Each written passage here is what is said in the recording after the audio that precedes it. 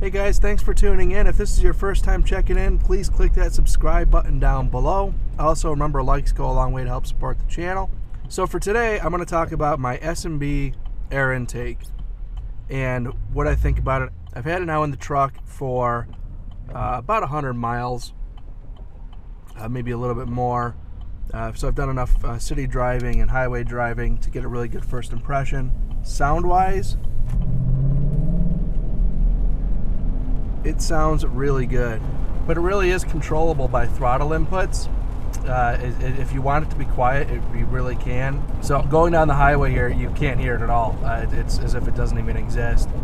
But as soon as you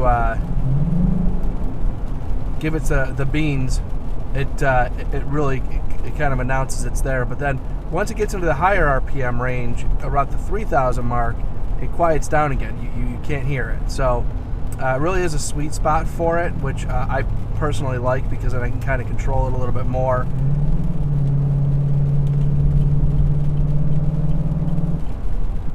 Now, what I like about this intake the most is the reason why I went with the S&B over any of the competition is I feel like S&B pays a little more attention to detail than what some of the competition does. If I looked at the competitions, the idea of a cold air intake is to draw as much cool air into the engine as you possibly can.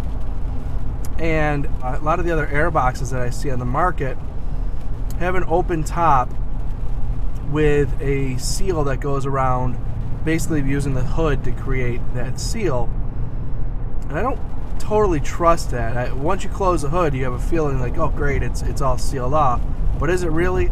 The way that it looks to me is that it would be sucking hot air from the engine bay through the top of that.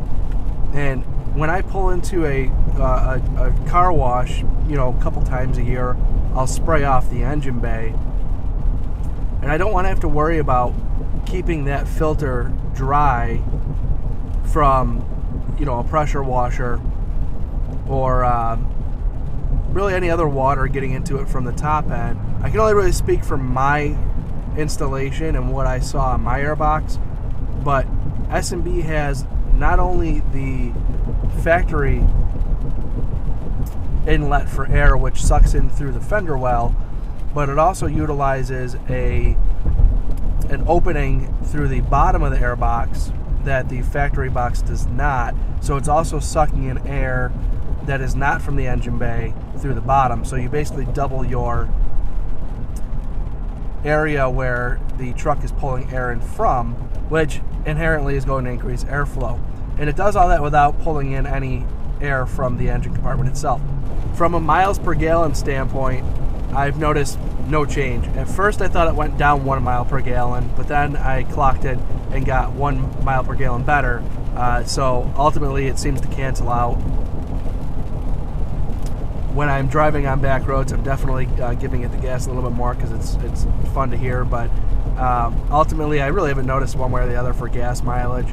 But to speak about performance gains, that little extra throttle response is worth the money alone, and the little sound gains that you get from a really quiet motor. I mean, these trucks are anemic when it comes to sound. If you're looking to wake your truck up a little bit, or car, these cold air intakes certainly do that.